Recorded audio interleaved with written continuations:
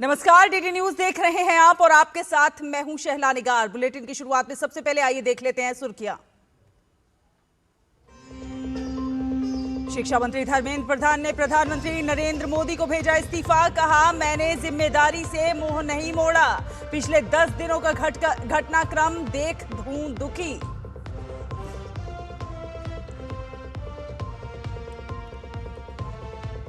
Romania की राजधानी Bucharest में भारतीय समुदाय के लोगों ने राष्ट्रपति द्रौपदी मुर्मू का किया स्वागत। भारत और रोमानिया के बीच मजबूत होते संबंधों की सराहना।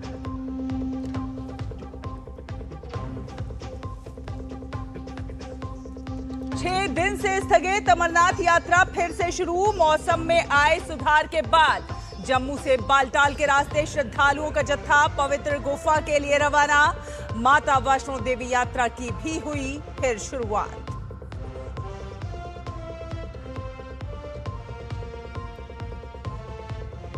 और गुजरात से लेकर असम तक बाढ़ काल, पीड़ितों के रेस्क्यू में लगी सेना। प्रधानमंत्री नरेंद्र मोदी ने असम के मुख्यमंत्री हेमंत बिस्वा शर्मा से की फोन पर बात। ट्वीट कर सीएम ने दी जानकारी। बोले, पीएम ने दिलाया हर संभव मदद का भरोसा।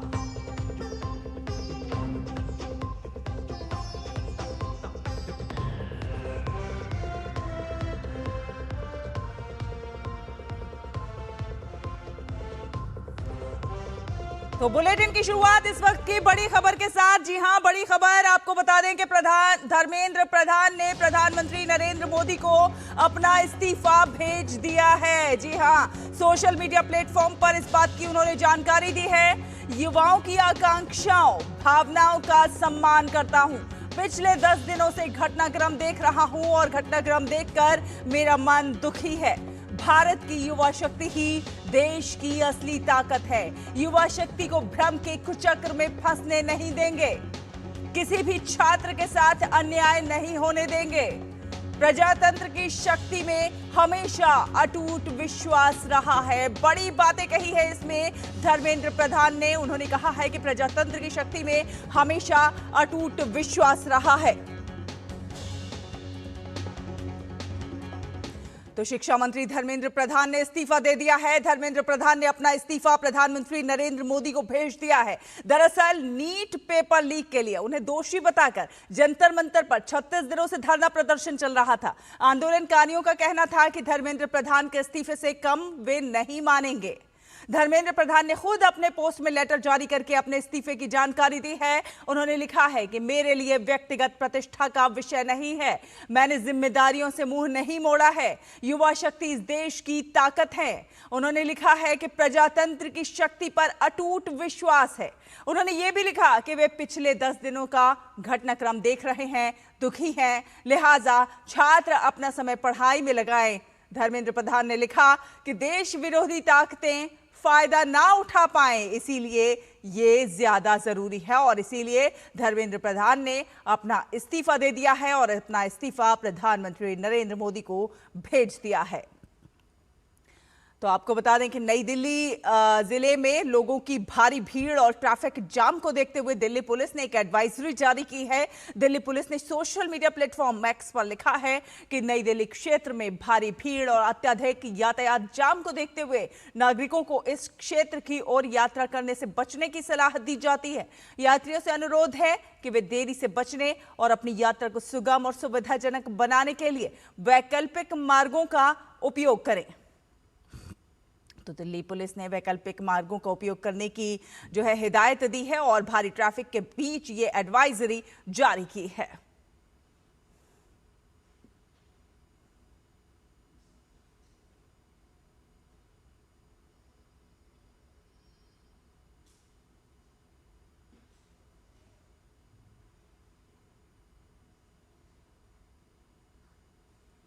आपको बता दें कि शिक्षा मंत्री धर्मेंद्र प्रधान ने अपना इस्तीफा दे दिया है और धर्मेंद्र प्रधान ने अपना इस्तीफा प्रधानमंत्री नरेंद्र मोदी को भेज दिया है। दरअसल नीट पेपर लीक के लिए उन्हें लगातार दोषी बताया जा रहा था और जंतर मंतर पर 36 दिनों से युवा जो हैं छात्र प्रदर्शन कर रहे थे। आंदोलनकारियों का यह कहना था कि धर्मेंद्र प्रधान के इस्तीफे से कम में वे नहीं मानेंगे। धर्मेंद्र प्रधान ने खुद अपने पोस्ट में एक लेटर जारी करके अपने इस्तीफे की जानकारी दी है। उन्होंने लिखा है कि मेरे लिए व्यक्तिगत प्रतिष्ठा जरूरी नहीं है और ये व्यक्तिगत प्रतिष्ठा की बात ही नहीं है। तो आपको बता दें कि क्या कुछ हुआ इस दौरान। 20 जुलाई को शिक्षा मंत्री के इस्तीफे की मांग पर अड़ गए जो छात्र और आंदोलनकारी थे और 20 जुलाई को केंद्रीय मंत्री जेपी नड्डा से उन्होंने मुलाकात की, अपनी मांगे रखी और केंद्रीय मंत्री जेपी नड्डा ने एक तरह से उन्हें आश्वासन दिया जो बेहतर हो सकता है वो जरूर किया जाएगा। सीजेपी ने इस दौरान अपना मांग पत्र जो है वो केंद्रीय मंत्री जेपी नड्डा को सौंपा। जेपी नड्डा की प्रेस कॉन्फ्रेंस भी हुई। 22 जुलाई को जेपी नड्डा ने प्रेस कॉन्फ्रेंस की और सरकार का विपक्ष पर राजनीति करने का आरोप है। जी हां, सरकार विपक्ष पर लगातार आरोप लगा रही है कि विपक्ष जो है राजनीति कर रहा है, इस पूरे मुद्दे को भड़काने की कोशिश कर रहा है। 23 जुलाई को पीएम ने फास्ट ट्रैक कोर्ट गठन का ऐलान किया और 23 जुलाई को जेपी नड्डा डॉक्टर जितेंद्र सिंह मेदांता अस्पताल पहुंचे और वहां पर उन्होंने और 23 जुलाई को आपको बता दें कि प्रधानमंत्री नरेंद्र मोदी ने एक वीडियो संदेश भी जारी किया और उसमें उन्होंने कड़ा कानून लाने की घोषणा की, बात की कि कड़ा से कड़ा कानून इस पर लाया जाएगा क्योंकि छात्र जो हैं वो देश का भविष्य हैं। और 23 जुलाई को शिक्षा सचिव हटाए गए। तो कि जो डेवलपमेंट इस दौरान हुए हैं, जो सरकार की ओर से कदम उठाए गए, वो आपको बता रहे हैं हम कि सोनम वांगचुक का अनशन भी एक तरह से समाप्त हुआ जब उन्होंने अधिकतर मांगे जो हैं पूरी होती भी नजर आई। उन्होंने अपना अनशन समाप्त किया। सरकार और सीजेपी में दूसरे दौर की वार्ता हुई 24 जुलाई को और ये वार्ता भी सकारात्मक रही क्योंकि कई मांगों पर बात बनती भी नजर आई। सरकार ने प्रदर्शनकारियों से 24 घंटे का समय मांगा कि ये जो आपकी मांग है इस्तीफा वाली, इस पर भी जो है विचार किया जाएगा। 24 जुलाई को एनटीए के 47 अधिकारी बर्खास्त किए गए और 25 जुलाई को यानी कि आज शिक्षा मंत्री धर्मेंद्र प्रधान का ये इस्तीफा और ये एक बड़ा डेवलपमेंट इस पूरे आंदोलन में देखा जाए तो जिस तरह से सरकार लगातार जो है प्रतिबद्ध है कि शिक्षा में किसी प्रकार की खामी और पेपर लीक जैसी जो चीजें हैं उसको जो है बर्दाश्त नहीं किया जाएगा।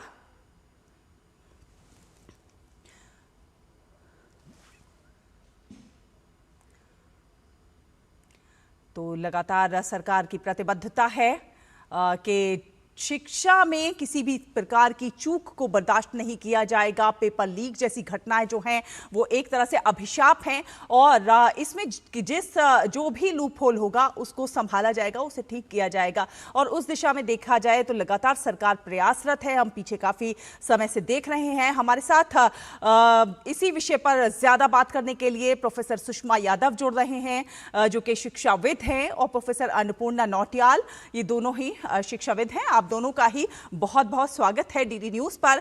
आज हम देख रहे हैं प्रोफेसर सुषमा, जिस प्रकार से शिक्षा मंत्री धर्मेंद्र प्रधान ने इस्तीफा दिया है, उन्होंने कहा है कि छात्र जो हैं वो देश का भविष्य हैं और देश के भविष्य को अपना समय शिक्षा में लगाना चाहिए, पढ़ाई में लगाना चाहिए। बीते कुछ समय से जो कुछ भी घटनाक्रम हो रहे थे वो सब देख रहे थे धर्मेंद्र प्रधान और काफी ज्यादा व्यथित थे और इसीलिए उन्होंने अपना इस्तीफा सौंपा है ताकि जो है एक तरह से इस आंदोलन को कहीं ना कहीं अब खत्म किया जाए और जो छात्र हैं वो देश की शक्ति हैं, वो देश को मजबूत करने में अपना योगदान दें।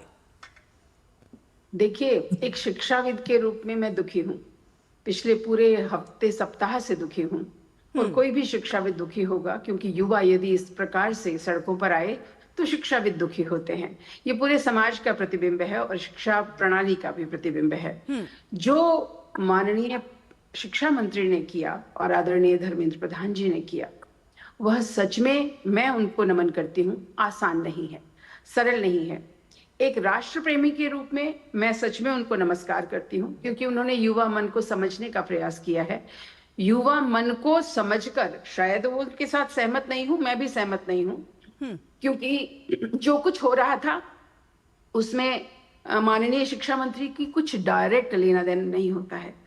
और इसलिए जो काम कुछ संस्थाएं कर रही हैं, कुछ एजेंसीज कर रही हैं और शिक्षाविद कर रहे हैं, प्रश्न बनाने वाले, प्रश्न पेपर बनाने वाले, लीक करने वाले या तो शिक्षाविद थे या टीचर प्रोफेशन, इस प्रोफेशन में रहने वाले लोग थे या कोचिंग इंस्टीट्यूट्स थे। उनमें से किसी को भी डायरेक्टली माननीय शिक्षा मंत्री ने लगाया हो, बनाया हो, ऐसा नहीं है। परंतु फिर भी उन्होंने आज ये सोचकर कि राष्ट्र की एकता, राष्ट्र की अखंडता, राष्ट्र की शांति भंग हो रही है, तो शायद यह अपना त्याग पत्र भेजा है। और मैं इस त्याग पत्र को इस रूप में देख रही हूं कि राष्ट्र सर्वोपरि, माननीय शिक्षा मंत्री उस संगठन से आए हैं जिनके लिए राष्ट्र सर्वोपरि रहा है, जिनके लिए राष्ट्रभक्ति ही सबसे उच्च आदर्श रहा है, तभी वो यह सोच पाए। नहीं तो ये वो स्थान था जहां कोई भी शिक्षा मंत्री सरलता से त्यागपत्र नहीं देता। विशेष तौर पर जब भीड़ इस प्रकार से कहने लगे कि हमें कुछ सिर्फ यही चाहिए, तो किसी भी सरकार के लिए, किसी भी दल के लिए, किसी भी पार्टी के लिए, किसी भी संस्था के लिए ये सरल नहीं होता। मैं नतमस्तक हूं उनके सामने। ये जरूर कहूंगी कि पिछले दिनों में जो हम देख रहे थे, और मैं बहुत नजदीक थी इस घटनाक्रम के, क्योंकि दिल्ली में हूं और इस घटनाक्रम से वाबस्ता, मतलब एक प्रकार से प्रत्यक्षदर्शी भी रही हूं, तो ये मात्र विद्यार्थी नहीं थे। अच्छी बात है माननीय शिक्षा मंत्री ने ये सोचा है कि इन युवाओं को भटकने से रोकें, क्योंकि होता क्या है, जो विद्यार्थी है, जो युवा है, जो राष्ट्र का भविष्य है, वही ये काम करते हो ऐसा आवश्यक नहीं है। बहुत बार मिसलीड भी होते हैं, बहुत से मिसक्रिएंट्स यानी भी कि इस प्रकार सुषमा जी, की आपके कहने का मतलब ये है कि कहीं ना कहीं जो विपक्ष है वो इसको पूरे आंदोलन को बरगला रहा था और इसे किसी और मोड़ पर ले जाना चाह रहा था। मात्र विपक्षी नहीं जी, विपक्ष नहीं, अंतर्राष्ट्रीय ताकतें भी इसमें हैं। मैं ये मानती हूं, ये केवल विपक्ष का भी खेल नहीं है, और विपक्ष भी शायद उस तरह से खेल रहा हो, क्योंकि विपक्ष जिस प्रकार से इसमें जुट गया था, वह राष्ट्र के लिए एक बहुत ही अशोभनीय और बहुत ही कष्टदायक स्थिति थी। देखिए, विपक्ष का काम विपक्ष करना होता है, प्रतिपक्ष होता है वो। राजनीति वैज्ञानिक अन्नपूर्णा जी भी हैं, मैं भी हूं, हम ये मानते हैं कि विपक्ष का काम ये होता है, लेकिन विपक्ष का ये काम भी राष्ट्र की सीमाओं के भीतर होता है और राष्ट्र की अखंडता के प्रति प्रतिबद्धता रखते हुए होता है, क्योंकि दोनों ही पक्ष और प्रतिपक्ष इस राष्ट्र की संसद को चलाने के लिए भेजे हैं यहाँ की जनता ने, और उस रूप में दोनों का दायित्व होता है कि इस राष्ट्र को सर्वोपरि माने। इसलिए विपक्ष जो कर रहा है वो अगर उन तक, और जो दिख रहा है इस समय, बाहर से ऑर्डर्स आ रहे हैं, बाहर से भोजन भेजा जा रहा है, नारे जो लगाए जा रहे हैं, वो यहाँ की युवा विद्यार्थियों के नहीं है। युवा मन की छाप इसमें नहीं थी। प्रारंभ ये उससे थोड़ा बहुत अवश्य हुआ था, लेकिन उसके बाद इसकी दिशा और दशा दोनों कहीं ना कहीं हाईजैक हो गई। बिल्कुल, दिशा और दशा दोनों हाईजैक होती हुई नजर आई, और वही देखते हुए कहीं ना कहीं धर्मेंद्र प्रधान ने इस्तीफा दिया है। हमारे साथ अन्नपूर्णा जी भी हैं। अन्नपूर्णा जी, आपसे जानना चाहेंगे कि अब जब धर्मेंद्र प्रधान का भी इस्तीफा हो गया है, तमाम और मांगे भी जो कि आंदोलनकारी उठा रहे थे वो भी हो गई हैं, तो अब क्या ये जो है धरना प्रदर्शन खत्म होता हुआ नजर आएगा या पिक्चर कुछ और भी बाकी है? अभी तो मेरी समझ में मुझे लगता है कि अभी थोड़े दिन वो और वेट करेंगे और हो सकता है उनकी जो मांगे हैं वो भी बढ़े। लेकिन धर्मेंद्र प्रधान जी का जो इस्तीफा है, अगर वो थोड़ा और जल्दी हो जाता तो शायद ये स्थिति इतनी बेकाबू नहीं होती जितनी अभी हुई है। धर्मेंद्र प्रधान जी ने इस्तीफा दिया तो वो एक प्रजातंत्र की एक परंपरा है, भारतवर्ष एक प्रजातंत्र है, और ये एक संदेश देता है पूरे विश्व को कि भारतवर्ष में प्रजातंत्र की जड़ें बहुत मजबूत हैं, और जो भी सरकारें बनती हैं वो बहुमत से बनती हैं, और बहुमत तय करता है कि कौन सरकार बनाएगा। तो धर्मेंद्र प्रधान जी का जो इस्तीफा है वो एक तरीके से एक अच्छा संकेत है हमारे प्रजातंत्र की सुदृढ़ता के लिए, और साथ ही साथ इस चीज के लिए भी बहुत अच्छा है कि जो युवा शक्ति है उसको अगर हम मान के चलते हैं कि 2047 तक एक विकसित भारत बनना है, तो उस विकसित भारत का बोझ युवा कंधों पे है। तो अगर युवा शिक्षा से ही विमुख हो जाएंगे, शिक्षा के प्रति उनकी आस्था खत्म हो जाएगी, तो वो किस तरीके से विकसित भारत के लिए योगदान देंगे। तो धर्मेंद्र प्रधान जी का इस्तीफा अगर थोड़े दिन पहले और आ जाता, जैसे जो आपने घटनाक्रम दिखाया, इससे पहले सेक्रेटरी को हटाया गया।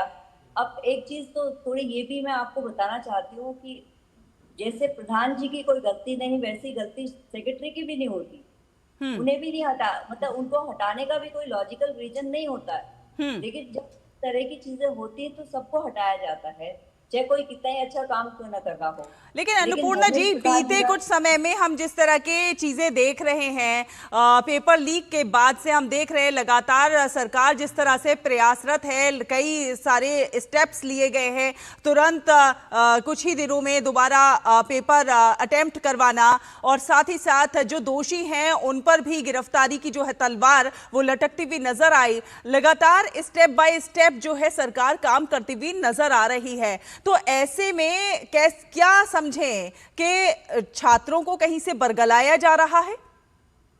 देखिए, इतनी बड़ी संख्या में छात्रों को बरगलाया जाना बहुत मुश्किल है, क्योंकि आप ये देखेंगे कि छोटी से छोटी जगह के भी छात्र आंदोलनरत हैं।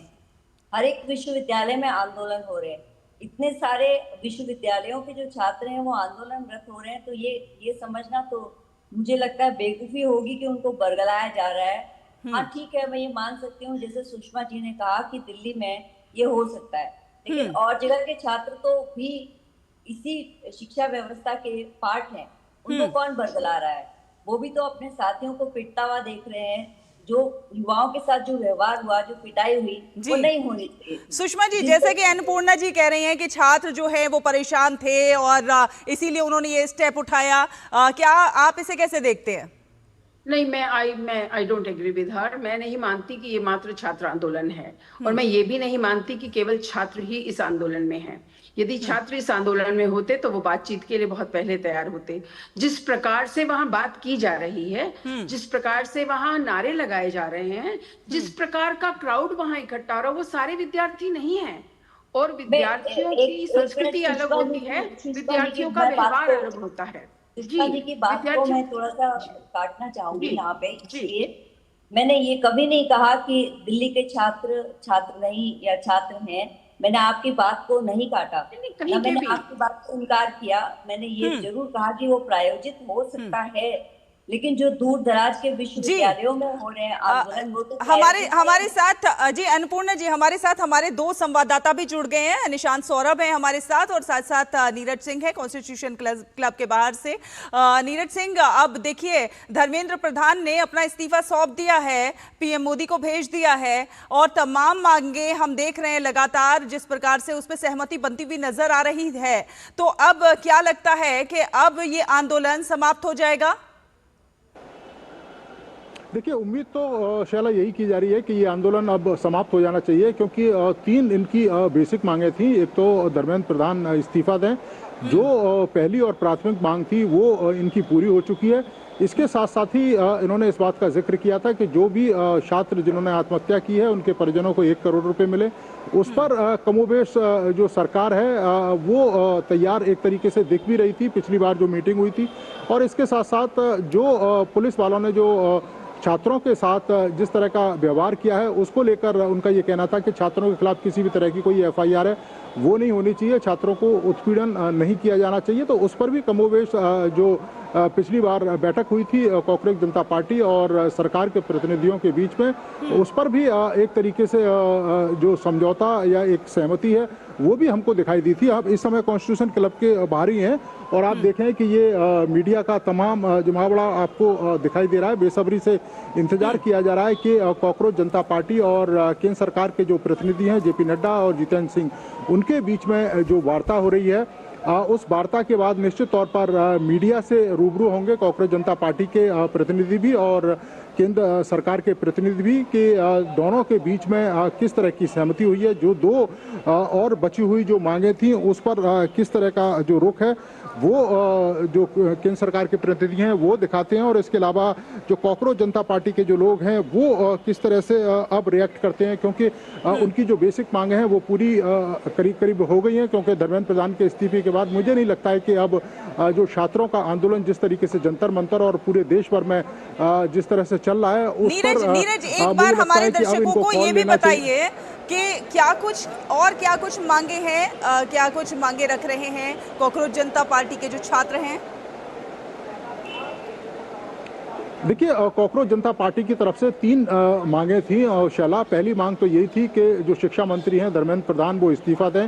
तो धर्मेंद्र प्रधान ने जो अपना इस्तीफा है वो सौंप दिया है। तो पहली मांग जो इनकी बेसिक मांग थी कि ये पहली मांग अगर पूरी होती है उसके बाद ही वो सरकार से एक तरीके से समझौता कर सकते हैं, तो ये बेसिक मांग उनकी थी वो पूरी हो गई है। जो 2 और इनकी मांगे थी इसमें 1 करोड़ रुपए जो भी छात्र जिन्होंने आत्महत्या की है उनके परिजनों को 1 करोड़ रुपए दिए जाएं। इसके साथ साथ ही पुलिस की जो कार्रवाई है वो जो छात्रों पर हुई है, तो पुलिस की जो कार्रवाई में किसी भी तरह की एफआईआर छात्रों के ऊपर नहीं की जाए। जो एफआईआर हुई हैं उनको एक तरीके से कैश किया जाए, पुलिस किसी भी छात्र को या उनके परिजनों को परेशान ना करे।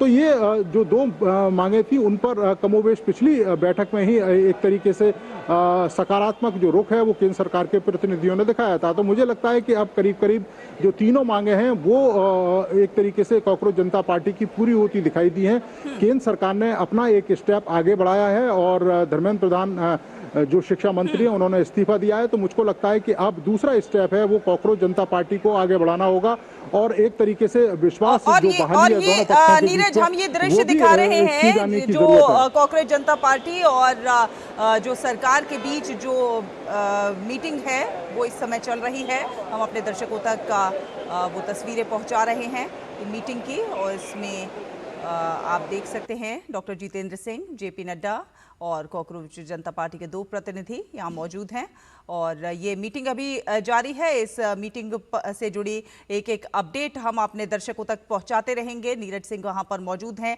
पल पल की अपडेट क्या कुछ हुआ, और इसके बाद में हो सकता है एक प्रेस कॉन्फ्रेंस भी हो, वो भी उसमें क्या कुछ निकल कर आता है वो भी अपने दर्शकों तक बताएंगे। हमारे साथ निशांत सौरभ भी जुड़े हुए हैं। निशांत, आप लगातार एजुकेशन बीट कवर करते रहे हैं, आपने देखा है सरकार की ओर से शिक्षा व्यवस्था को दुरुस्त करने के लिए क्या कुछ कदम लगातार उठाए गए हैं, एनटीए ने क्या कुछ कदम उठाए और किस प्रकार से नीट पेपर लीक के बाद से जो ताबड़तोड़ कार्रवाइयां हुई है। उससे पहले एक बड़ी खबर अपने दर्शकों को बता दें। जी हां, नई दिल्ली के कॉन्स्टिट्यूशन क्लब में ये जो है मुलाकात जारी है। कॉकरोच जनता पार्टी के प्रवक्ता और राष्ट्रीय प्रवक्ता वहां पर मौजूद हैं और साथ ही साथ सरकार से ये पूरी बातचीत जारी है। जेपी नड्डा और डॉक्टर जितेंद्र सिंह के साथ ये बातचीत चल रही है और हम जानते हैं लगातार पिछली बातचीत में भी जो तमाम मांगे रखी गई थी उस पर कहीं ना कहीं एक सहमति सरकार की ओर से दी गई थी और उस पर लगातार हम देख रहे हैं, लगातार अपडेट हमारे दर्शकों तक पहुंचा भी रहे हैं। तमाम मांगे जो है वो पूरी होती हुई नजर आ रही हैं। सीजेपी के प्रवक्ता और राष्ट्रीय प्रवक्ता इस समय मौजूद हैं वहां और ये तीसरी बैठक है जो कि जेपी नड्डा और जितेंद्र सिंह के साथ बातचीत का तीसरा दौर जो है इस समय चल रहा है और क्या कुछ मांगे हैं और क्या कुछ पूरी होती हुई नजर आएंगी। अब से कुछ देर के बाद ये सारी तस्वीर जो है वो क्लियर हो जाएगी। कहीं ना कहीं धर्मेंद्र प्रधान ने कहा है कि युवा शक्ति को भ्रम के कुचक्र में हम फंसने नहीं देंगे और जंतर मंतर की स्थिति का लाभ जो है वो कहीं ना कहीं राष्ट्र विरोधी ताकतें ना उठा लें, इसके लिए मैं इस्तीफा दे रहा हूं। तो एक बड़ा कदम के तौर पर इसे भी देखा जा रहा है सरकार की ओर से, धर्मेंद्र प्रधान की ओर से, जिस प्रकार से इस्तीफे का ये पूरा स्टेप उठाया गया है। और नई दिल्ली के कॉन्स्टिट्यूशन क्लब में ये मुलाकात अभी सीजेपी के नेताओं की और सरकार के प्रतिनिधियों की ये जारी है और इस मुलाकात से जुड़ी पल पल की अपडेट हम अपने दर्शकों तक पहुंचाते रहेंगे। तो आपको बता दें नीरज सिंह वहां पर लगातार बने हुए हैं। नीरज, ये पूरी अभी मुलाकात चल रही है, कितनी देर ये बैठक चलेगी और उसके बाद क्या कुछ निकलकर सामने आता हुआ नजर आएगा?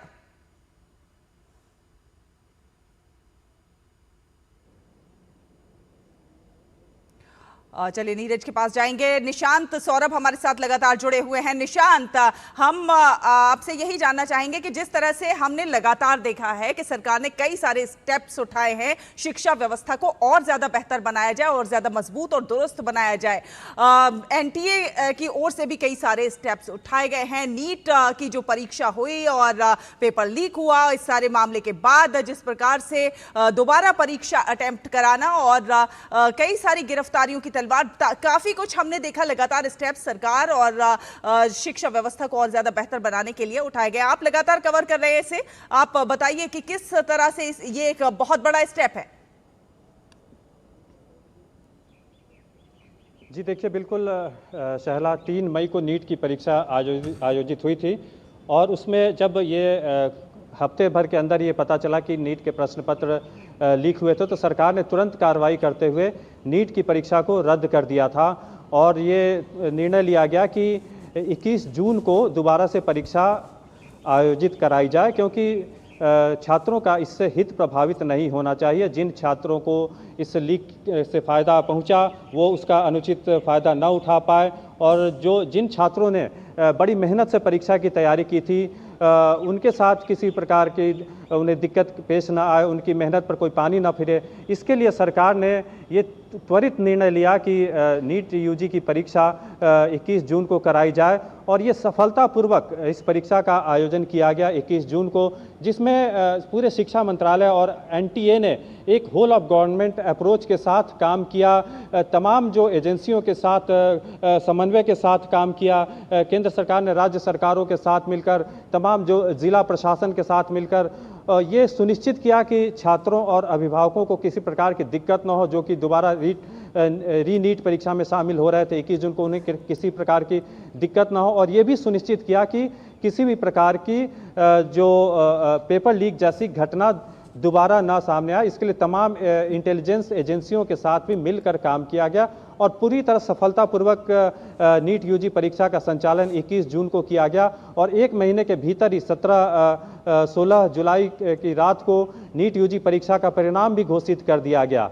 तो ये सरकार ने काफ़ी तत्परता से कार्रवाई करते हुए तमाम निर्णय लिए ताकि छात्रों को, जिन छात्रों ने कई साल की मेहनत की इस परीक्षा के लिए, उन्हें किसी प्रकार की दिक्कत ना हो और जो शैक्षणिक सत्र है उसकी शुरुआत समय पर हो पाए। और जैसा कि आपने देखा कि बिल्कुल समय पर परिणाम घोषित हुए और अब काउंसलिंग और प्रवेश प्रक्रिया की शुरुआत भी हो रही है। तो और एनटीए में सुधार की बात भी हम आपसे करना चाहेंगे, क्योंकि इन तमाम विवादों की जड़ में नेशनल टेस्टिंग एजेंसी यानी एनटीए रही, जो कि नीट यूजी के अलावा तमाम कई प्रमुख प्रवेश परीक्षाओं का आयोजन करती है, जिसमें जेई मेंस की परीक्षा है, सीयूईटी यूजी की परीक्षा है, उसके अलावा यूजीसी नेट की परीक्षा है, जिसमें लाखों छात्र शामिल होते हैं। तो एनसीए में, तो ऐसे में नीट जो एनटीए के द्वारा आयोजित की जाने वाली परीक्षाओं को फुल प्रूफ कैसे बनाया जाए ताकि किसी भी प्रकार की परीक्षा में किसी प्रकार के पेपर लीक ना हो, इसके लिए भी तमाम सुधार किए जा रहे हैं। एनटीए में संगठनात्मक स्तर पर सुधार किए जा रहे हैं और इसके लिए जो राधाकृष्णन कमेटी जो बनी थी उसके सिफारिशों पर भी अमल किया जा रहा है। एक प्रमुख जो सिफारिश थी राधाकृष्णन कमेटी की, उसमें यह था कि नीट यूजी की परीक्षा जो अभी तक पेन एंड पेपर मोड में आयोजित की जाती है उसे कंप्यूटर बेस्ड टेस्ट यानी कंप्यूटर आधारित परीक्षा सीबीटी मोड में कराया जाए। उसको लेकर शिक्षा मंत्री धर्मेंद्र प्रधान ने मई में ही घोषणा कर दी थी कि अगले साल से जो नीट यूजी की परीक्षा होगी वो सीबीटी मोड में होगी। ऐसे में जो प्रश्न पत्र लीक होने की जो गुंजाइश है वो काफ़ी हद तक कम हो जाएगी, क्योंकि जो प्रश्न पत्र सेट करने से लेकर उसको परीक्षा केंद्र तक पहुंचाने में जो पेपर लीक होने की जो गुंजाइश रहती है उसको खत्म करने की बात थी। और जो तमाम प्रक्रिया की एआई आधारित मॉनिटरिंग करने की भी जो बात की गई थी राधाकृष्णन कमेटी की सिफारिशों में, उस पर भी अमल किया जा रहा था। डेटा सिक्योरिटी को बिल्कुल स्ट्रेंथन मजबूत करने की दिशा में काम किया जा रहा था और एनटीए में जो संगठनात्मक स्तर पर सुधार किए जा रहे थे उसको लेकर भी आपने देखा कि कल कैसे जो 47 एनटीए के अधिकारी हैं, ऑफिशियल्स हैं, उनको बर्खास्त कर दिया गया था। जो जिनकी संलिप्तता पाई जा रही थी इस तमाम पेपर लीक प्रकरण में, उनको बर्खास्त किया गया था। उसके अलावा शीर्ष स्तर पर भी कई पदों पर बहाली की प्रक्रिया भी शुरू कर दी गई है एनटीए में। जिसमें कि जनरल मैनेजर स्तर के 4 पद है, उस पर भी नोटिफाई कर दिया गया है उस बहाली के लिए, और 16 यंग प्रोफेशनल के लिए भी यूपीएससी के प्रतिभा सेतु पोर्टल के माध्यम से उनकी भी बहाली की जा रही है। तो तमाम परीक्षा प्रक्रिया में और एनटीए के संगठनात्मक ढांचे में सुधार के लिए सरकार लगातार प्रयास कर रही है और आने वाले समय में भी इन सुधारों की प्रक्रिया जारी रहेगी। तो निश्चित तौर पर शिक्षा व्यवस्था में, परीक्षा प्रणाली में जी बिल्कुल एनटीए में सुधार की प्रक्रिया की ये शुरुआत हुई है और इस पर 47 अधिकारियों को बर्खास्त करने के बाद एजेंसी ने वैकेंसी भी निकाली है। कहीं ना कहीं यूपीएससी के जो प्रतिभा सेतु पोर्टल है उसके जरिए युवा प्रोफेशनल्स की भर्ती होगी। निशांत, किस प्रकार से देखिए यूपीएससी का जो एग्जाम होता है उसमें कभी इस तरह के पेपर लीक या इस तरह की चीजें नहीं आती है, कहीं ना कहीं उसी स्ट्रैटेजी को अपनाते हुए नीट का भी पेपर होना चाहिए, उसी व्यवस्था को अपनाते हुए होना चाहिए जिससे लीक का ये पूरा जो है ढांचा ही खत्म हो जाए। जी देखिए, यूपीएससी की परीक्षा हो या फिर एनटीए ही जो अन्य परीक्षाएं आयोजित करती है, जेई मेंस की परीक्षा आयोजित करती है, उसमें भी पेपर लीक जैसी कोई बात अभी तक सामने नहीं आई है। आईआईटी जो परीक्षा आयोजित करती है, जेई एडवांस की परीक्षा जो करती है, उसमें भी पेपर लीक जैसी घटनाएं सामने नहीं आती हैं। तो निश्चित तौर पर जो पेन एंड पेपर मोड में एक बड़ी चुनौती थी कि प्रश्न पत्र को एक जगह से दूसरी जगह ले जाने में पेपर लीक की काफ़ी हद तक संभावना रहती थी, और इस बार जो प्रश्न पत्र लीक हुआ है वो उसकी वजह बिल्कुल भी अलग थी। जिन लोगों ने नीट यूजी परीक्षा के प्रश्न पत्र सेट किए थे उन्हीं लोगों ने प्रश्न पत्र को लीक कर दिया। तो इसमें सरकार का कोई दोष भी आप नहीं कह सकते हैं, क्योंकि जिन लोगों पर एनटीए ने और शिक्षा मंत्रालय ने भरोसा करके उनको जिम्मेदारी सौंपी थी कि वो प्रश्न पत्र सेट करके सफलतापूर्वक परीक्षा आयोजित कराएंगे, उन्हीं लोगों ने प्रश्न पत्र लीक कर दिया। तो ऐसे लोगों पर भी कार्रवाई की जा चुकी है, उनको गिरफ्तार किया जा चुका है और अब फास्ट ट्रैक कोर्ट के जरिए उनको जल्द से जल्द सजा भी मिलेगी, ऐसी उम्मीद की जा रही है। तो अब जब अगले साल से कंप्यूटर आधारित परीक्षा होगी, नीट की परीक्षा, तो ऐसे में उम्मीद की जा रही है कि जो पेपर लीक की जो घटनाएं हैं उसको काफ़ी हद तक अब नीट, क्योंकि नीट काफ़ी महत्वपूर्ण परीक्षा होती है, देश की सबसे बड़ी परीक्षा है जिसमें कि 20 लाख 22 लाख छात्र शामिल होते हैं। तो ऐसे में इस परीक्षा को सुचारू रूप से संपन्न कराना काफ़ी चैलेंजिंग टास्क होता है, क्योंकि इसमें एक से ज़्यादा मल्टीपल एजेंसीज का इसमें इन्वॉल्वमेंट होता है। तो ऐसे में सबके साथ कोऑर्डिनेट करके एक सफलतापूर्वक परीक्षा का संचालन करना एक बड़ी चुनौती होती है। तो अब ये उम्मीद की जा रही है कि जो एनटीए जो है अपनी तमाम व्यवस्था को दुरुस्त करेगा, ताकि आने वाले समय में, चूंकि 2024 में भी पेपर लीक की घटना सामने आ चुकी है, 2026 में भी पेपर लीक की घटना सामने आ चुकी है, तो ऐसे में हम उम्मीद कर रहे हैं कि एनटीए अपने सिस्टम को और दुरुस्त करेगा, अपने संगठनात्मक ढांचे में और सुधार लाएगा और तकनीक की मदद से ये सुनिश्चित किया जाएगा कि आने वाले समय में पेपर लीक जैसी घटना की पुनरावृत्ति ना हो सके। बिल्कुल, तकनीक की मदद से पेपर लीक की इस तमाम घटनाओं को रोकने में कहीं ना कहीं मदद ली जाएगी। देवेंद्र रावत हमारे साथ जुड़े हुए कॉन्स्टिट्यूशन क्लब के बाहर से, और आपको बता दें कि कॉन्स्टिट्यूशन क्लब में ये बैठक चल रही है जो कि सीजेपी के जो प्रवक्ता हैं उनकी और सरकार के बीच में बातचीत चल रही है। देवेंद्र, क्या कुछ अपडेट है? देखिए शैला, करीब 40 मिनट हो चुके हैं इस बैठक को शुरू हुए। सीजेपी की तरफ से सौरभ दास और अभिजीत रंका सहित 4 लोग मौजूद हैं और केंद्रीय मंत्री जेपी नड्डा के साथ जो है जितेंद्र सिंह मौजूद हैं। बैठक चल रही है। लेकिन देखिए, उम्मीद की जा रही है कि सीजेपी जो है, अब क्योंकि लगभग सभी मांगे मान ली गई हैं, तो क्या ये देखने वाली बात है कि सीजेपी अब जो है एक अपने आंदोलन को कॉल ऑफ करेगी या धरना प्रदर्शन जो देश भर में चल रहे हैं उस पर कॉल ऑफ करते। तो पूरी तरीके से जिस प्रकार घटनाक्रम घटा है आज केंद्रीय मंत्री धर्मेंद्र प्रधान के इस्तीफे के बाद, तो लगातार जो है हमने देखा कि प्रधानमंत्री और गृह मंत्री के बीच भी बैठक हुई है। उसके बाद जो दोनों वार्ताकार मंत्री थे जितेंद्र सिंह और जेपी नड्डा जी उन्होंने भी गृह मंत्री से मुलाकात की, तो कुछ ना कुछ संदेश जो है वो लेके आए हैं, उससे उस आधार पर वार्ता होगी और वार्ता चल रही है लगातार। देखने वाली बात है कि शैला ये कॉल ऑफ होता है, क्योंकि देखिए कई राजनीतिक बयानबाजियां भी बीच में आ रही हैं और जिस तरीके से माहौल हम देख रहे हैं कि कई तत्व जो हैं वो इस आंदोलन के अंदर जो है वो घुस रहे हैं। छात्रों के इतर भी कई ऐसे तत्व हैं जिन्होंने हिंसा भड़काई है, तो काफ़ी जो है ये बैठक महत्वपूर्ण हो गई है इस दृष्टिकोण से। और मैं आपके पीछे देख पा रही हूँ देवेंद्र की तमाम जो है सुरक्षा व्यवस्था वहां पर काफी चाक चौबंद चुस्त दुरुस्त की गई है। पीछे काफी सुरक्षा बल खड़े हुए नजर आ रहे हैं। वहां पर किस प्रकार का माहौल है? क्या कुछ और छात्र भी वहां पर इकट्ठा हैं? जी नहीं, देखिए इस प्रकार यहाँ पे सुरक्षा का एक जो है एक कॉरिडोर बनाया था, जिसके तहत जो है मीडिया को एक स्थानित जो है एक अलग जगह पर रखा गया है और जो है रास्ते को क्लियर रखा गया है, ताकि किसी प्रकार का कोई जो है वो जो है कोई प्रकार की परेशानी का सामना जो है वार्ताकारों को न हो। और अब ये देखने वाली बात है कि ये ऐसा हम अपुष्ट सूत्रों के वजह से ये भी बताना चाहेंगे अपने दर्शकों को कि यहाँ पर एक प्रेस कॉन्फ्रेंस भी प्रस्तावित है।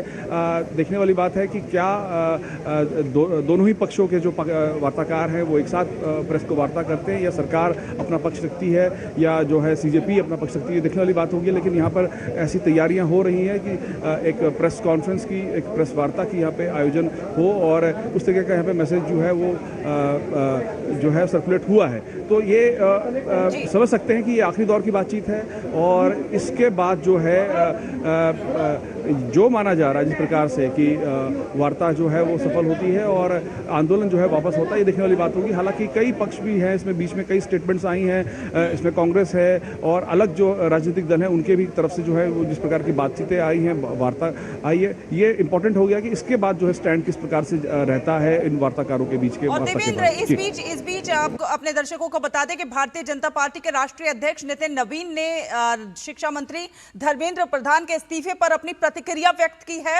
नितिन नवीन ने सोशल मीडिया प्लेटफॉर्म एक्स पर लिखा है कि केंद्रीय शिक्षा मंत्री के तौर पर श्री धर्मेंद्र प्रधान जी ने भारत के शिक्षा के क्षेत्र में सुधार लाने और ऐतिहासिक राष्ट्रीय शिक्षा नीति यानी कि नेप 2020 और अन्य पहलों को सफलतापूर्वक लागू करने में बेहद अहम भूमिका निभाई है। व्यापक हितों को प्राथमिकता देते हुए उनका पद छोड़ने का निर्णय सार्वजनिक जीवन में ईमानदारी और निस्वार्थ सेवा के उच्चतम मानदंडों को दर्शाता है। पार्टी इस निर्णय में धर्मेंद्र प्रधान जी के साथ मजबूती के साथ खड़ी हुई है। मैं उनके भविष्य के प्रयासों के लिए उन्हें शुभकामनाएं देता हूं। तो धर्मेंद्र प्रधान के इस्तीफे पर आपने देखा नितिन नवीन ने ये पूरी प्रतिक्रिया दी है और मोहित शुक्ला हमारे साथ जुड़ रहे हैं जो कि कांग्रेस ऑफिस के बाहर इस समय मौजूद हैं।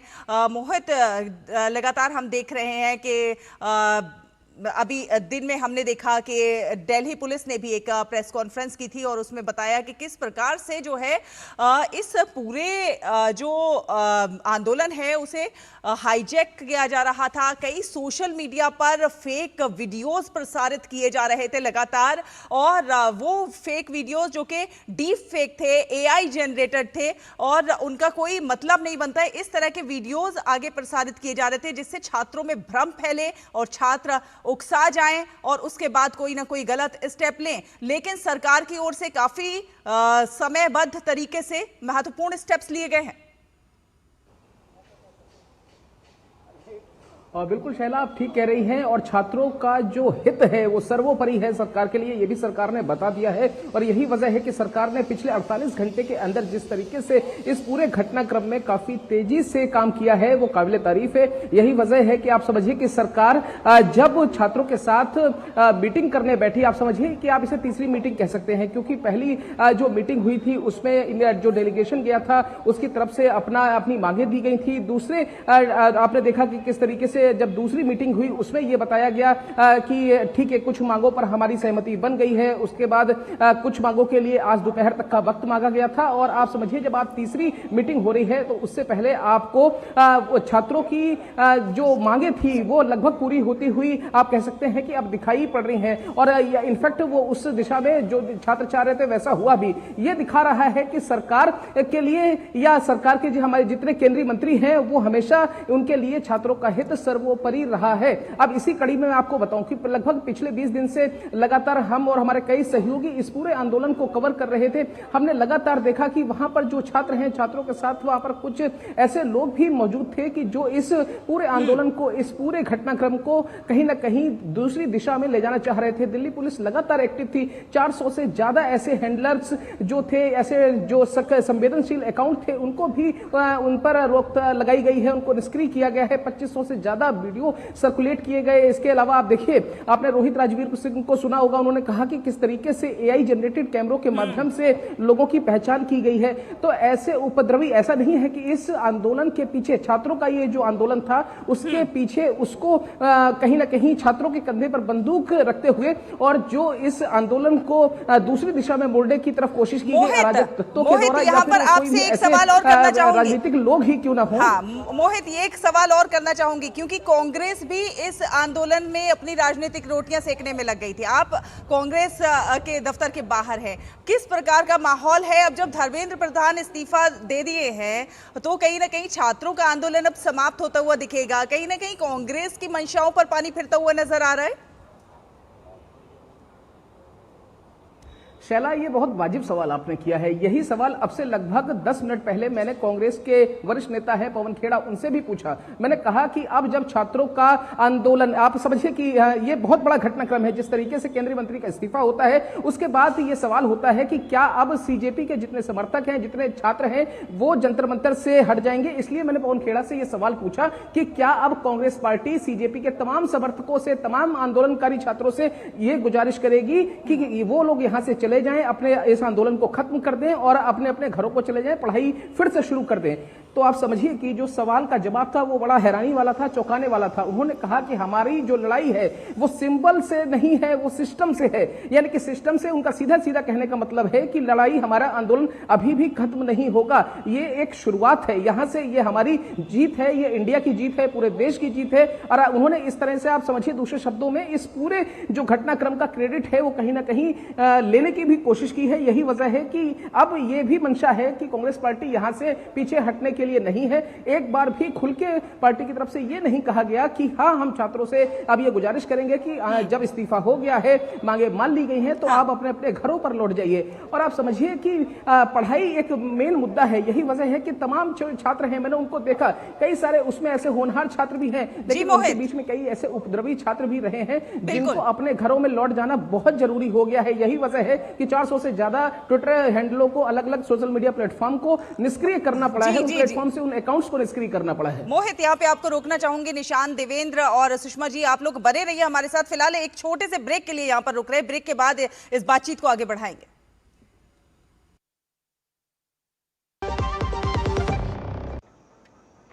पापा, फीस ज्यादा है। बेटा, याद है बोनस के कुछ पैसे हमने दूसरे खाते में रखे थे? 2 साल से खाते में कोई लेन देन नहीं हुआ है, शायद इनऑपरेटिव हो गया होगा। तो अब बैंक जाके या वीडियो केवाईसी से केवाईसी अपडेट कराओ, खाता होगा एक्टिव, एकदम फ्री। चलो। कहाँ? एडमिशन कराने। खाता हुआ एक्टिव। आरबीआई कहता है जानकार बनिए, सतर्क रहिए। मेरी पसंद, मेरी पसंद, मेरी पसंद, मेरी पसंद, हमारी पसंद, हम सबकी पसंद। मजबूत देश का मजबूत सरिया हो गया स्टील। ब्रेक के बाद स्वागत है, आप देख रहे हैं डीडी न्यूज। आपको बता दें कि इस समय कॉकरोच जनता पार्टी और उनके प्रतिनिधियों की और साथ साथ सरकार में जेपी नड्डा और साथ साथ वहाँ पर एक बैठक चल रही है और इस बैठक में तमाम जो बातें रखी गई हैं उन पर समाधान निकालने की कोशिश की जा रही है।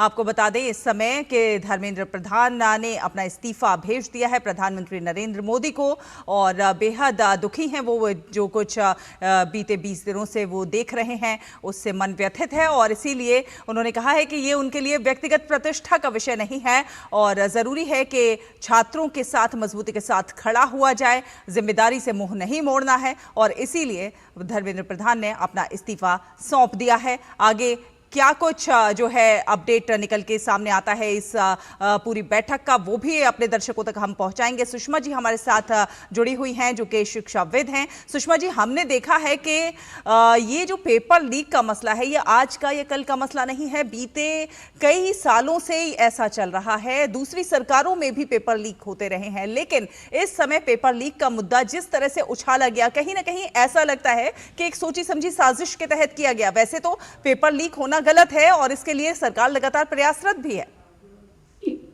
बिल्कुल, आप जो कह रही हैं वही चिंता हमारी है। और नीट तो एक बहाना बन गया, पेपर लीक हुआ ये बहाना बना। हम बहुत सारे पिछले लगभग कई महीनों से देख रहे हैं पूरे साउथ एशिया में, दक्षिण एशिया में जिस प्रकार से सत्ता परिवर्तन हुए हैं वो हुए नहीं हैं। उनके पीछे बहुत सी शक्तियां रही हैं। भारत एक देश है जो खड़ा है अखंड और मजबूत, तो इस पर सबकी निगाहें थी। और जब भी छात्र किसी देश में आंदोलित होते हैं तो वो बहुत एक सॉफ्ट टारगेट मिल जाता है, जिसको सॉफ्ट फॉर्डर कहते हैं। वो टारगेट मिल जाता है उन सब ताकतों को जो इन राष्ट्रों को, विशेष तौर पर जो दक्षिण एशियाई, उसमें मध्य एशियाई भी हो सकते हैं, उसमें अफ्रीकी भी हो सकते हैं, ऐसे राष्ट्र, और उनमें भी जो बड़ा राष्ट्र हो उन पर सबकी निगाह होती है। इसी प्रकार से भारत पर सबकी निगाह थी, क्योंकि नीट परीक्षा पत्र लीक हुआ।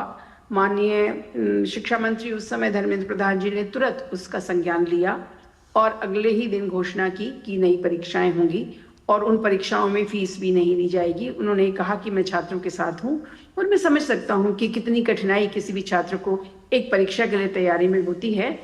और पता नहीं, ये युवा पीढ़ी भी हमारी है, खैर हमारी ही युवा पीढ़ी है, जो बहुत जल्दी संत्रास में आ जाती है। अरे पेपर की हमने भी तैयारी की थी, और हम तैयारी करते हैं तो जब एक तैयारी करते हैं तो दूसरी बार देने के लिए भी तैयार हो जाते हैं। उसको कहीं ये एक बड़ा प्रश्न है पूरे व्यक्तिगत जीवन का और सामाजिक जीवन का। मैं यहाँ माता पिता से भी आग्रह करूंगी कि अपने बच्चों को थोड़ा सा सिखाएं और समझाएं कि एक प्रश्न पत्र या एक पेपर जो है वो उनके जीवन को नहीं बदलता, जीवन उससे बहुत बड़ा होता है। और वही बात राष्ट्र के परिप्रेक्ष्य में आज शायद धर्मेंद्र प्रधान जी ने अपने इस्तीफे से कही है कि राष्ट्र इतना बड़ा होता है कि उसमें मैं हूं या कोई और हो, हमें राष्ट्र की सोचना है। बिल्कुल, आपने बहुत बड़ी बात कही है। और कहीं ना कहीं निशांत, आपसे भी समझना चाहेंगे, जिस प्रकार से मैम कह रही हैं कि आज का युवा जो है वो बहुत जल्दी जो है घबरा जाता है। एक प्रश्न पत्र अगर लीक हुआ, क्योंकि प्रश्न पत्र लीक बहुत समय से होते रहे हैं, दूसरी सरकारों में भी होते रहे हैं, लेकिन इस सरकार ने जितने ज्यादा एफर्ट्स किए हैं उतने पिछली सरकारों ने नहीं दिखाए हैं। लेकिन क्या कहेंगे कि आज का युवा बहुत जल्दी घबरा जाता है? जी देखिए, युवा घबरा जाता है, ये बात तो ठीक है, लेकिन ऐसे युवा भी थे जिन्होंने, जब ये नीट पेपर लीक की बात आई और जब दोबारा परीक्षा कराने की बात आई और डेट घोषित हो गया कि 21 जून को दोबारा से परीक्षा आयोजित होगी, तो ऐसे भी युवा भी थे जिन्होंने उसके बाद जी तोड़ मेहनत की। उन्होंने पढ़ाई पर अपना ध्यान लगाया, तैयारियों पर अपना ध्यान लगाया, जी तोड़ मेहनत की। उन्होंने पेपर लीक को पीछे छोड़कर अगले जो होने वाली परीक्षा है, जो दोबारा परीक्षा होने वाली है, उसमें कैसे वो और बेहतर कर सकते हैं, उस दिशा में उन्होंने फोकस किया। और उसमें वो दोबारा जो परीक्षा हुई उसमें वो सफल रहे, अच्छे अच्छे नंबर लेकर आए। तो युवा निश्चित तौर पर आज के युवाओं में एक पेशेंस की कमी तो है, लेकिन ऐसे भी युवा हैं जो धैर्य के साथ तैयारी करते हैं, परीक्षाओं में अच्छा नंबर लाते हैं, और ऐसे युवा ही जीवन में न केवल परीक्षाओं में बल्कि जीवन के हर पहलू में वो सफल होते हैं। तो निश्चित तौर पर ये युवाओं के लिए और अभ्यर्थियों के लिए एक बड़ा सेटबैक तो था, क्योंकि जिस तरह से नीट यूजी की परीक्षा, जिसके लिए छात्र सालों साल मेहनत करते हैं, तैयारी करते हैं, और हर छात्र का एक सपना होता है कि वो परीक्षा में सफल होकर अपना बेहतर करियर बनाए। तो छात्रों की काफ़ी कड़ी मेहनत होती है परीक्षाओं के पीछे। लेकिन जब ये परीक्षा रद्द हुई उसके बाद छात्रों में एक निराशा और हताशा का भाव था, लेकिन ऐसे छात्र थे जिन्होंने इस भाव को पीछे छोड़ा, तैयारियों में जुटे, और जब अभी जो परीक्षा के परिणाम घोषित हुए हैं तो हमने देखा है कि छात्रों के काफ़ी अच्छे नंबर आए हैं। और टॉपर्स जो हैं वो अलग अलग विभिन्न पृष्ठभूमि से आए हुए छात्र हैं जिन्होंने परीक्षा में अच्छा प्रदर्शन किया है। क्योंकि हम अगर टॉपर्स की सूची देखें, नीट यूजी परीक्षा में जो शीर्ष स्थान हासिल किया है, टॉप जो 138 जो विद्यार्थी थे वो देश के 66 अलग अलग शहरों से वो छात्र आए, जिसमें कि वो काफ़ी संख्या में छात्र थे जो कि ग्रामीण पृष्ठभूमि से भी छात्र आए। तो ऐसा नहीं है, छात्र भी अच्छी तैयारी करते हैं और जो छात्र पेशेंस के साथ तैयारी करते हैं वो निश्चित तौर पर परीक्षा न केवल परीक्षाओं में, प्रवेश परीक्षाओं में सफल होते हैं, बल्कि जिंदगी की जो अन्य परीक्षाएं हैं उसमें भी वो सफलता हासिल करते हैं। बिल्कुल, जिंदगी की जो अन्य परीक्षाएं हैं उनमें भी सफलता हासिल करते हुए नजर आते हैं जो थोड़ा सा पेशेंस रखते हैं। नीरज सिंह कॉन्स्टिट्यूशन क्लब के बाहर मौजूद है। नीरज, क्या अपडेट? देखिए, बिल्कुल अब तमाम जो लोग हैं वो इसी बात का इंतजार कर रहे हैं कि जो बैठक चल रही है आखिर उसका जो नतीजा है वो क्या निकला। आप देखें कि हमारे कैमरामैन जैना आपको दिखाएंगे इन दृश्यों को कि कॉन्स्टिट्यूशन क्लब के इसी कमरे के अंदर जो आपको दिखाई दे रहा है वहाँ पर जेपी नड्डा, जितेंद्र सिंह और इसके अलावा जो कांग्रेस जनता पार्टी के जो प्रतिनिधि हैं वो इस समय बैठक कर रहे हैं। उन दृश्यों को भी हमने देखा था कि किस तरीके से जो बैठक है वो चल रही है और यहाँ पर देखें कि जो सुरक्षा है वो भी इस पूरे क्षेत्र में लगाई गई है क्योंकि बड़ी संख्या में जो मीडिया है वो भी मौजूद है। इसके साथ साथ ही आप देखें कि कई तरह के जो सवाल हैं वो भी इस समय खड़े हो रहे हैं क्योंकि एक सवाल ये था कि कांग्रेस जनता पार्टी की तरफ से ये कहा गया था कि दिल्ली पुलिस के द्वारा जो FIR दर्ज की गई है या ये कहें कि दिल्ली पुलिस के द्वारा जो कार्रवाई की गई है तो वो नहीं चाहते हैं कि जो कार्रवाई दिल्ली पुलिस ने की है वो क्वैश होनी चाहिए, आगे वो कार्रवाई नहीं होनी चाहिए। लेकिन अब सवाल ये है कि इसमें कि दिल्ली पुलिस ने 10 से ज़्यादा FIR की हैं तो क्या वो दिल्ली पुलिस उन FIRों को अपने आप फाड़ देगी? निश्चित तौर पर वो मामला कोर्ट में जाएगा और एक लीगल प्रोसेस है, उसी के बाद जो FIR है उस पर जो निर्णय है वो कोर्ट लेगा। इसके साथ साथ ही आप देखें कि जिन 3 मांगों को लेकर कांग्रेस जनता पार्टी सरकार के सम्मुख गई थी, क्योंकि ये तीसरी बैठक है, हमारे कॉरेस्पॉन्डेंट ने भी बताया और इस बैठक में कमोबेश पिछली जो बैठक हुई थी उसमें एक सहमति भी दिखाई दी थी और शिक्षा मंत्री धर्मेंद्र प्रधान के इस्तीफे को लेकर जरूर कांग्रेस जनता पार्टी अड़ी हुई थी कि पहली उनकी प्राथमिकता है कि जो शिक्षा मंत्री हैं वो इस्तीफा दे दें। अब शिक्षा मंत्री के इस्तीफे के बाद जो दूसरी जो 2 मांगें थी उस पर कमोबेश पिछली जो बैठक है उसमें भी सहमति थी। तो अब उम्मीद की जा रही है कि इस बैठक के बाद जो ये आंदोलन है छात्रों का वो पूरे देश भर में ख़त्म होना चाहिए। जो छात्र हैं वो वापस अपने घरों की ओर लौटें, परीक्षाओं की तैयारी करें या दूसरे जिन कामों में जो छात्र लगे हुए हैं कॉलेज की पढ़ाई में या स्कूल की पढ़ाई में। तो अब सवाल यही है कि कांग्रेस जनता पार्टी की तरफ से मीडिया को क्या ब्रीफ किया जाएगा, उनकी आगे की रणनीति क्या होगी। हालांकि हमने अगर सूत्रों के अनुसार जानने की कोशिश करें नीरज, तो क्या कुछ अंदर की बात निकलकर सामने आ रही है? क्या कुछ बात हो रही है इस समय बैठक में? देखिए, अंदर की बैठक में इन 3 मांगों को लेकर ही जो बातचीत है वो हो रही है और एक मांग चूँकि उनकी मान ली गई है, दूसरी मांग चूँकि आप देखें कि छात्रों को चाहे मुआवजा देने की बात हो, एक प्रोसेस होता है। आप ऐसा नहीं है कि आज ही घोषणा कर दीजिए और अगर इस पर सहमति जता दीजिए, उसके बाद सभी जिन छात्रों ने आत्महत्या करी थी उन सभी छात्रों को कंपनसेशन उनके परिजनों तक पहुंच जाएगा। उसका एक प्रोसेस है, उस प्रोसेस को फॉलो किया जाएगा। इसके साथ साथ ही जो FIR दिल्ली पुलिस के द्वारा की गई थी उन FIRों को भी अगर रद्द करवाना है तो उसका भी एक प्रोसेस है। तो अब उन दोनों मांगों को जो बची हुई उनकी दोनों मांगें उस पर केंद्र सरकार के जो प्रतिनिधि हैं वो किस तरह का जो रुख है वो अपनाते हैं, क्योंकि हमको भी पता है कि वो एक प्रोसेस है, प्रोसेस के तहत ही उन मांगों को पूरा किया जा सकता है। धर्मेंद्र प्रधान का चूँकि इस्तीफा धर्मेंद्र प्रधान ने खुद भेजा है तो उसमें उतने बड़े प्रोसेस की जरूरत नहीं थी, लेकिन बाकी दूसरी जो चीज़ें हैं चूँकि उसमें प्रोसेस को फॉलो करना पड़ेगा, उसी के बाद ये पूरी होंगी। तो मुझे लगता है कि अंदर इन्हीं दोनों मांगों को लेकर विचार विमर्श चल रहा होगा कि आखिर किस तरह से उन मांगों को पूरा किया जाए। इसके साथ साथ ही जैसा कि हमने देखा भी था कि प्रधानमंत्री खुद सामने आए थे और उन्होंने छात्रों से भी ये कहा था कि जो परीक्षाएं हैं उनको लेकर केंद्र सरकार कड़ा रुख अपना रही है। हमने देखा था कि 47 जो अधिकारी हैं उनको भी एक तरीके से सस्पेंड किया था। इसके साथ साथ ही हमने एजुकेशन सेक्रेटरी हैं उनको भी देखा था, उनको भी हटाया गया था। तो सरकार लगातार कोशिशें कर रही है कि जो लीकेज है उसको पूरी प्रॉपर तरीके से बंद किया जाए। अब ये देखना है कि जो विपक्ष है, जिस तरह का हंगामा कांग्रेस पार्टी की तरफ से भी देखने को मिला था, अखिलेश यादव की तरफ से भी देखने को मिला था, तो संसद के अंदर इन दोनों पॉलिटिकल पार्टियों का रुख क्या है? क्योंकि कहीं ना कहीं आप देखें कि इधर पंजाब में इलेक्शन है, कांग्रेस पार्टी इस मुद्दे को बुलाना चाहती थी, उधर उत्तर प्रदेश में इलेक्शन है तो समाजवादी पार्टी उस मुद्दे को बुलाना चाहती थी।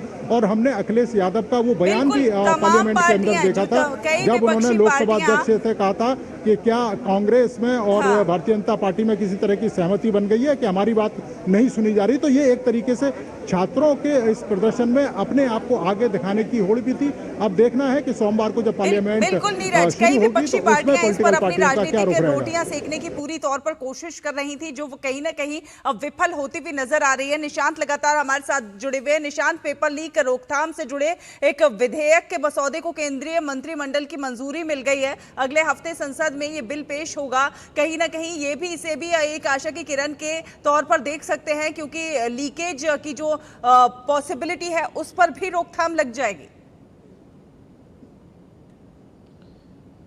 जी देखिए, प्रधानमंत्री ने परसों एक वीडियो जारी करके कहा था कि पेपर लीक को जैसी घटनाओं को रोकने के लिए सरकार ये जो एग्जिस्टिंग कानून है, जो 2024 का पब्लिक एग्जामिनेशन अनफेयर मीन्स से जुड़ा हुआ जो कानून है 2024 का, उसमें संशोधन लाएगी और उसमें कड़े प्रावधान किए जाएंगे। तो कल जो कैबिनेट की बैठक हुई थी उसमें इस विधेयक को, प्रस्तावित विधेयक को मंजूरी दे दी गई है। और जैसा कि ये उम्मीद की जा रही कि कल सोमवार को जब संसद के दूसरे सप्ताह की शुरुआत होगी तो इस विधेयक को सदन के पटल पर रखा जाएगा। तो उसमें जो हम ये उम्मीद कर सकते हैं कि तमाम जो सांसद हैं, चाहे वो सत्ताधारी दल के हैं, गठबंधन के हैं या फिर विपक्षी गठबंधन के हैं, वो तमाम सांसद इस विधेयक पर अपने सुझाव रखेंगे, अपने विचार रखेंगे कि कैसे भविष्य में पेपर लीक जैसी घटनाओं को घटनाएं ना हो, इसको रोका जाए, और कैसे जो प्रावधान है इसमें जो किए गए हैं, जुर्माने से जुड़े हुए प्रावधान है, चाहे वो सज़ा से जुड़े हुए प्रावधान है, उसको कैसे और कड़े प्रावधान किए जाए, उस पर अपने विचार रखेंगे। तो ये सदन जो है वो सकारात्मक चर्चा का एक मंच होता है, जहां पर तमाम जो सांसद होते हैं वो अपनी राय व्यक्त करते हैं और सकारात्मक चर्चा करते हैं, ताकि विधेयक को एक अच्छी चर्चा के बाद पारित कराया जाए। तो ये निश्चित तौर पर ये उम्मीद की जा रही है कि कांग्रेस के भी सांसद और बीजेपी के भी सांसद और तमाम जो राजनीतिक दल के सांसद हैं वो इस चर्चा में भाग लेंगे। और इस जब ये विधेयक पारित हो जाएगा, ये कानून बन जाएगा, तब जो पेपर लीक जैसी जो घटनाएं हैं उन पर काफी हद तक लगाम लगाई जा सकेगी। बिल्कुल, उस पर काफी हद तक लगाम लगती हुई नजर आएगी। इस बीच अपने दर्शकों को एक बड़ी खबर बता दें। जी हां, बड़ी खबर, शिक्षा मंत्री धर्मेंद्र प्रधान के इस्तीफे के बाद अब जंतर मंतर पर प्रदर्शन कर रहे लोगों की भीड़ धीरे धीरे अपने घरों की ओर लौटने लगी है। कई प्रदर्शनकारी मौके से वापस जाते हुए दिखाई दे रहे हैं, जबकि कुछ लोग अभी भी वहां पर मौजूद हैं।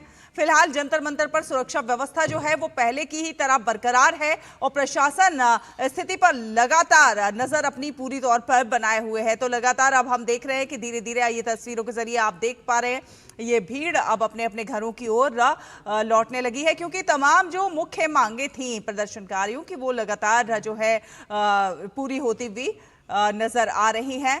तो पेपर लीक के मसले पर ये पूरी खबर हम आप तक पहुंचा रहे हैं, किस प्रकार से लोग जो है अब अपने अपने घरों की ओर वापस लौट रहे हैं। साथ साथ दिल्ली मेट्रो यात्रियों के लिए भी राहत भरी एक खबर ये है कि सुरक्षा कारणों से अस्थायी रूप से बंद किए गए कुछ एक प्रमुख जो स्टेशन थे उनके द्वार अब एक बार फिर से खोल दिए गए हैं।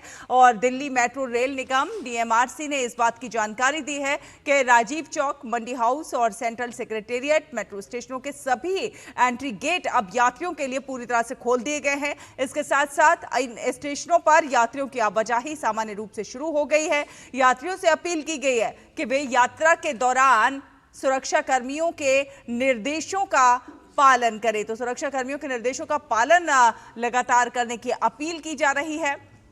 कई जो स्टेशनों पर द्वार बंद थे वो द्वार अब खोल दिए गए हैं, ताकि लोग जो अब आंदोलनकारी भी वापस अपने अपने घरों की ओर लौट रहे हैं, किसी प्रकार के यातायात की असुविधा ना हो, तो उसके लिए दिल्ली मेट्रो ने ये पूरा प्रबंध किया है। सुरक्षा की दृष्टि से तमाम प्रयास किए जा रहे हैं। ये तस्वीरें आप देख सकते हैं अपने टीवी स्क्रीन पर। राजीव चौक, मंडी हाउस, सेंट्रल सेक्रेटेरिएट, ये तमाम जो मेट्रो स्टेशन है उन पर आवाजाही सामान्य है, बहाल कर दी गई है। जो गेट बंद थे जिन स्टेशनों के, उनको वापस खोल दिया गया है। तो दिल्ली मेट्रो के यात्रियों के लिए भी एक तरह से राहत भरी खबर है, क्योंकि जिस तरह से हफ्ते भर से यात्री परेशान हो रहे थे, कई एक जगहों पर मेट्रो स्टेशन पर जब द्वार बंद होते थे। फिलहाल इस बुलेटिन में इतना ही। डीडी न्यूज पर खबरों का सिलसिला लगातार जारी रहेगा। आप देखते रहिए डीडी न्यूज। नमस्कार।